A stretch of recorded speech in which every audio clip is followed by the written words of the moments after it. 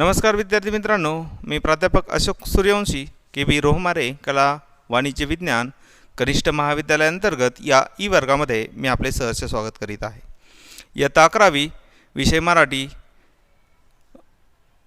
युवक भारती मधील आपण भाग क्रमांक 3 नाटक एक साहित्य प्रकार परिचय आपण करून घेत आहोत। तर आपण बघितलं मागच्या तासाला नाटक म्हणजे काय हा घटक या ठिकाणी आपण बघत होतो। बघा, नाटक या साहित्याविषयी विद्यार्थ्यांमध्ये जाणीव आणि विद्यार्थ्यांना हा घटक सर्वस्वी अध्ययनासाठी हा घटक या ठिकाणी आपल्याला अभ्यासासाठी घेण्यात आलेला आहे। तर बघा, पान नंबर 61 वरती शेवटचा परिच्छेद, मानवी जीवनात अवतीभोवती घडणाऱ्या अनेक नाट्यमय प्रसंगातून घटकांमधून जाणवणाऱ्या माणसातील गुण अवगुणांमधून त्यांच्यातील भावनांची आंदोलने वास्तवाधारित परंतु काल्पनिक कथानकात गुंफून ते उत्तम संवाद लेखनातून दिग्दर्शकाच्या मार्गदर्शनाखाली कलाकारांच्या अभिनयाद्वारे तंत्रज्ञानाच्या साहाय्याने रंगमंचावर प्रेक्षकांसमोर सादर करणे म्हणजे नाटक होय। बघा, नाटकाची व्याख्या किंवा नाटक या संकल्पनेचा अर्थ काय आहे तर बघा, तर सुरुवातीला आपण बघितलं की भरत मुनीने यांनी भारतीय नाट्यकलेचे ते जनक आहेत आणि त्यांनी नाटकाविषयी किंवा नाट्यशास्त्र हा ग्रंथ लिहिला। त्यामध्ये त्यांनी नाटकाचा अर्थ, नाटकाची व्याप्ती, स्वरूप असं या ठिकाणी त्या ग्रंथामध्ये त्यांनी लिहिलेलं आहे। तर माणसाच्या जीवनातील किंवा समाज व्यवस्थेचं प्रतिबिंब हे नाटकामध्ये उमटत असतं आणि तेच बघा, हा मानवाची किंवा मानवाचं प्रतिबिंब थोडक्यात नाटकामध्ये या ठिकाणी दिसून येतं। तर नाटक म्हणजे काय तर बघा, मानवी जीवनात अवतीभोवती घडणाऱ्या अनेक नाट्यमय प्रसंगातून, बघा माणसाच्या अवतीभोवती काही नाट्यमय प्रसंग घडत असतात, त्यातून काही घटना घडत असतात आणि त्यातून जाणवणाऱ्या माणसातील जे गुण आहेत, जे अवगुण आहेत, यांच्यातील भावनांचं जे आंदोलन आहे, हा जो काही भावनाविष्कार होतो, हा भावनाविष्कार वास्तवाधारित आहे किंवा परंतु काल्पनिक आणि कथानकात त्याची गुंफण करणे आणि ते उत्तम संवाद लेखन त्याचं लिहिणं आणि दिग्दर्शकाच्या मार्गदर्शनाखाली ते कलाकारांच्या माध्यमातून किंवा कलाकारांकडून अभिनयाद्वारे तंत्राच्या किंवा तंत्रज्ञानाच्या साहाय्याने ते रंगमंचावर प्रेक्षकांसमोर सादर करणे म्हणजे नाटक होय। अशा प्रकारे नाटकाचा या ठिकाणी आपल्याला अर्थ सांगता येईल। बघा, नाटक म्हणजे नाटक पाहणे म्हणजे फक्त आऊट घटकेची करमणूक नाही, कधी हसवणारा, सुखवणारा, कधी रडवणारा, दुखावणारा, कधी अंगावर धावणारा, कधी सार मन सोलवटणारा, कधी बेभान करणारा, कधी आपल्याच मनाचा तळ धुंडाळणारा असा हा नाटकाचा खेळ। बघा, नाटक काय असतं, कसं असतं बघा, नाटक पाहणे म्हणजे फक्त आऊट घटकेतील करमणूक, म्हणजे आपल्या फावल्या वेळातील ती करमणूक नाही किंवा फावल्या वेळातील नाटक पाहणं हे करमणुकीचं माध्यम म्हणून त्याकडे आपण बघू नये किंवा तो घटक नाही। तर नाटक काय आहे, कधी नाटक आपल्याला हसवणारं आहे, कधी आपल्याला सुखावणारं आहे, कधी आपल्याला रडवणारं सुद्धा आहे, आपल्याला दुखावणारंही आहे, कधी आपल्या अंगावर धावणारा म्हणजे आपल्यावर रागवणारा, कधी अगदी सारं मन सोलवटणारा, कधी बेभान करणारा आपल्याला, आणि कधी आपल्या मनाचा तळ धुंडाळायला स्वयं विचार करायला लावणारा असा हा नाटकाचा खेळ असतो। असं हे नाटक असतं, रंगभूमीवर सादर केलं जाणारं। बघा, या नाटक हा लेखक, दिग्दर्शक, कलाकार, तंत्रज्ञ यांच्या साहाय्याने रंगभूमीवर सादर होणारा आणि त्याचप्रमाणे नाट्यगृहात समूहाने एकत्रितरित्या आस्वाद घेता येईल असा कला प्रकार आहे। नाटक हे जीवनाचे चित्र असते आणि ते कलाकारांच्या माध्यमातून सादर केले जाते। डोळ्यांनी पाहायचे आणि कानांनी ऐकायचे म्हणून ही दृश्य श्राव्य कला आहे. नाटक हे सांघिक कार्य आहे. बघा, नाटक काय किंवा नाटकाविषयी लेखक काय किंवा नाटक हा जो काही घटक आहे हा लेखक, दिग्दर्शक, कलाकार आणि तंत्रज्ञान यांच्या एकत्रित प्रयत्नातून तो रंगभूमीवरती काय होत असतो, सादर होत असतो. आणि त्याच वेळी नाट्यगृहामध्ये समूहाने काय करत असतात, एकत्रितरित्या प्रेक्षक त्याचा आस्वाद घेत असतात. अशा प्रकारचा हा कला प्रकार आहे. नाटक हे जीवनाचे चित्र असते आणि ते कलाकारांच्या माध्यमातून काय केले जाते, रंगभूमीवरती सादर केले जाते. आणि डोळ्यांनी ते पाहायचे आणि कानांनी ऐकायचे असते म्हणून नाटक हा साहित्य प्रकार हा दृक्श्राव्य कला आहे. आणि नाटक हे एक सांघिक काय आहे, कार्य आहे. एक सांघिक कार्य आहे आणि सांघिक कार्यातून नाटक हे सफल होत असतं. अशा प्रकारे नाटकाचा अर्थ आपण बघितला. आता पुढील घटक आहे नाट्यसंहितेचे स्वरूप. बघा, नाट्यसंहितेचं स्वरूप काय आहे ते आपण बघू. नाटकात महत्त्वाची असते ती संहिता. नाट्यसंहिता जितकी परिपूर्ण, दर्जेदार, तितकेच नाटकाचे यश खात्रीलायक. शब्द आणि कथानक जितके सशक्त तितके नाटक उंचीवर जाणार हे निश्चित. एक कथाबीज घेऊन नाटककार त्याभोवती घटना व पात्र यांची गुंफण करतो. कथानकात नाटककार वैशिष्ट्यपूर्ण रचना करून नाटक रंगतदार करतो.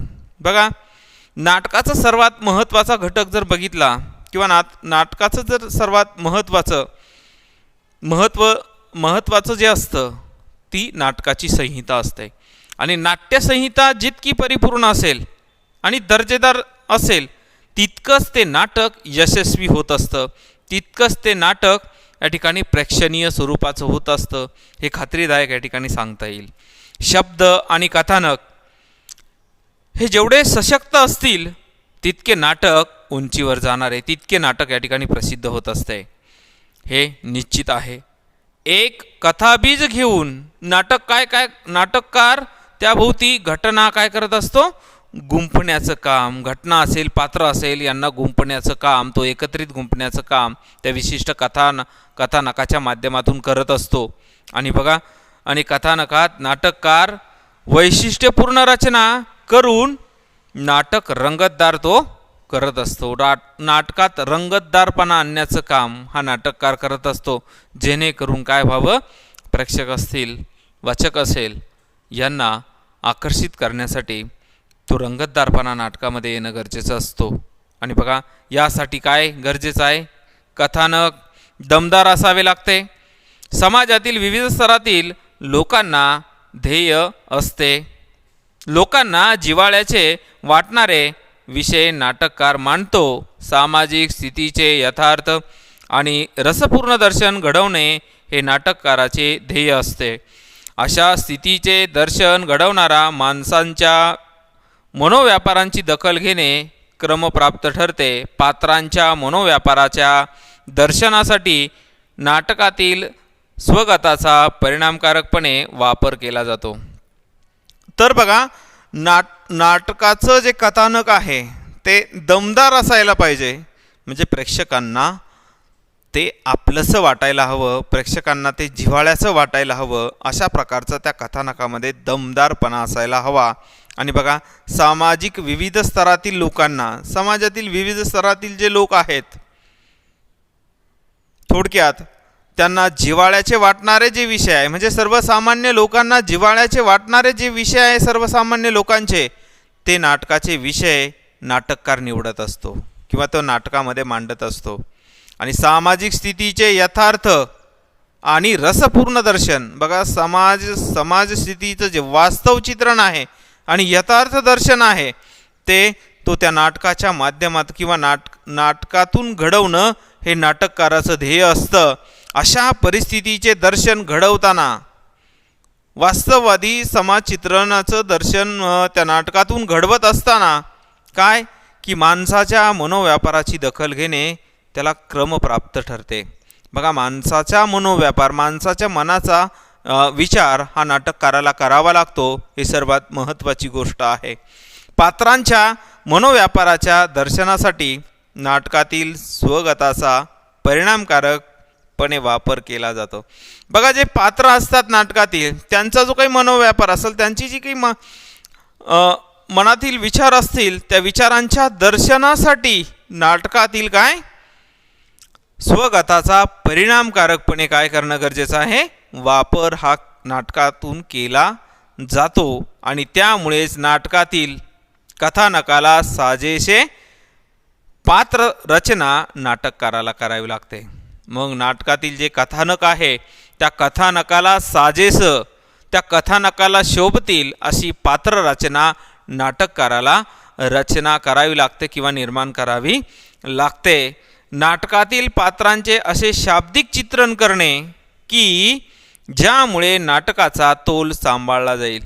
बघा, नाटकातील जे पात्र आहेत त्या पात्रांची जी शब्द रचना आहे किंवा पात्रातील बोलणारे जे शब्द आहेत किंवा पात्र बोलणारे जे शब्द रचना आहे ती त्याचं जे काही चित्रण आहे ते ज्यामुळे नाटकाचा तोल सांभाळला जाईल, नाटक हे परिणामकारक होईल किंवा तोल नाटकाचा सांभाळला जाईल, ही जबाबदारी नाटककाराला पार पाडावी लागते. कथानकातील आशयात संघर्षाशिवाय रंगत येत नाही. बघा, कोणताही कथानक घ्या, त्या कथानकामध्ये जर संघर्ष नसेल तर ते रंगतदार होत नाही. म्हणून नाटककाराला कथानक घेत असताना त्यामधील संघर्ष हा घ्यावाच लागतो. तसं नाटकही त्याला अपवाद नाही आणि संघर्षाशिवाय रंगत येत नाही, ही गोष्ट त्याने लक्षात ठेवावी लागते त्याला. आणि परस्पर विरोधी स्वभावातून, कृतीतून, भावनांच्या तणावातून संघर्ष निर्माण होऊ शकतो. भूमिकांच्या परस्पर नात्यातील संघर्ष, भूमिका व परिस्थिती यातील संघर्ष यामुळे नाटक परिणामकारकपणे वठते. बघा, नाटककाराला काय आणखी गोष्टी महत्त्वाच्या आहेत त्याच्या दृष्टीनं संहितेच्या बाबतीतील त्या म्हणजे परस्पर विरोधी स्वभावातून. मग व्यक्ती जे पात्र नाटकातील आहे त्यातील परस्पर विरोधी स्वभाव असतील, त्यांच्या कृती असतील, त्या पात्रांतील भावभावना असतील, त्याच्या तणावातून संघर्ष निर्माण होऊ शकतो आणि भूमिकांच्या परस्पर नात्यांतील जे काही संघर्ष आहे, भूमिका आहे व परिस्थिती आहे यातील संघर्ष यामुळे नाटक हे परिणामकारक होत असते किंवा ते परिणामकारक वटते. तर पुढचा परिच्छेद बघा. नाटकातील सर्वात महत्त्वाचा घटक म्हणजे संवाद. बघा, नाटक हे संवादाशिवाय शक्यच नाही, अशक्य आहे. आणि म्हणून नाटकातील संवाद हा घटक अत्यंत महत्त्वाचा आहे. आणि बघा, खटकेबाज, चुरचुरीत, नर्म विनोदी संवाद नाटकाची रंगत वाढवतात. बघा, नाटकातील खटकेबाजपणा, संवादातील चुरचुरीतपणा आणि नर्म विनोद यामुळे जे काही संवाद आहे ते नाटकाची रंगत वाढवत असतात. नाट्य विषयाला साजेचे संवाद नाट्यकृतीतील आशय योग्य पद्धतीनं प्रेक्षकांपर्यंत पोहोचवतात.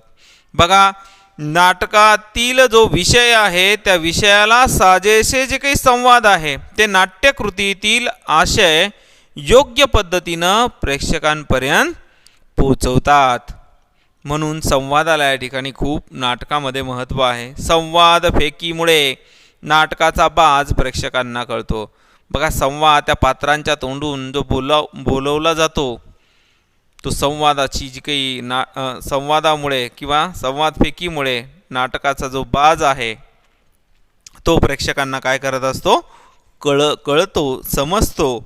संवाद, रंग, सूचना व स्वगत या त्रयींनी नाट्यसंहिता तयार होते. सर्वात महत्त्वाचं बघा, संवाद, रंग, सूचना व स्वगत यामुळून या तिन्ही गोष्टींची, या त्रयींची मिळून नाट्यसंहिता तयार होत असते. किंवा तयार होते. कथानकातील प्रसंग बदल, दृश्य बदल, बदललेला काळ इत्यादी संबंधीची सूचना नाटककार कंसातील रंगसूचनांमधून देतो. बघा, नाटकातील दृश्य प्रसंग बदल असेल, दृश्य बदल असेल किंवा काळ बदललेला असेल, याची संबंधित सूचना नाटककार श्रोत्यांना किंवा प्रेक्षकांना काय कंसातील रंगसूचनानुसार काय करत असतो, तो देतो. त्यामुळे कथानकाचे अस्पष्ट दुवे जोडले जातात. अस्पष्ट दुवे जोडले जाऊन संदर्भ स्पष्ट होतात आणि कथानकाचा प्रवाह सहजतेने पुढे जात राहतो. आशयाला साजेशी भाषाशैली पूर्णपणे नाट्यकृतीला उठाव देते. त्यातील भाषिक सौंदर्य एकूण नाटकाला एक उंची देते. बघा, नाट्यसंहितेतील महत्त्वाचा घटक जो आहे तो संवाद आहे आणि तो संवाद जेवढा परिणामकारक असेल तेवढं ते नाटक या ठिकाणी परिणामकारक होत असतं, तेवढं त्या नाटकाचं प्रेक्षणीय स्वरूप या ठिकाणी येत असतं. बघा, आशयाला साजेशी भाषाशैली ही नाट्यकृतीला उठाव देत असते आणि त्यातील जे काही भाषिक सौंदर्य आहे ते एकूणच नाटकाला काय करत असते, तर एक उंची देते किंवा नाटकाला प्रसिद्धीकडे ते नेत असते. तर विद्यार्थी मित्रांनो, आज आपण या ठिकाणी थांबू. राहिलेला जो काही घटक आहे नाटक साहित्य प्रकार परिचय, हा आपण पुढच्या व्हिडिओ लेक्चरला अभ्यासू. धन्यवाद विद्यार्थी मित्रांनो.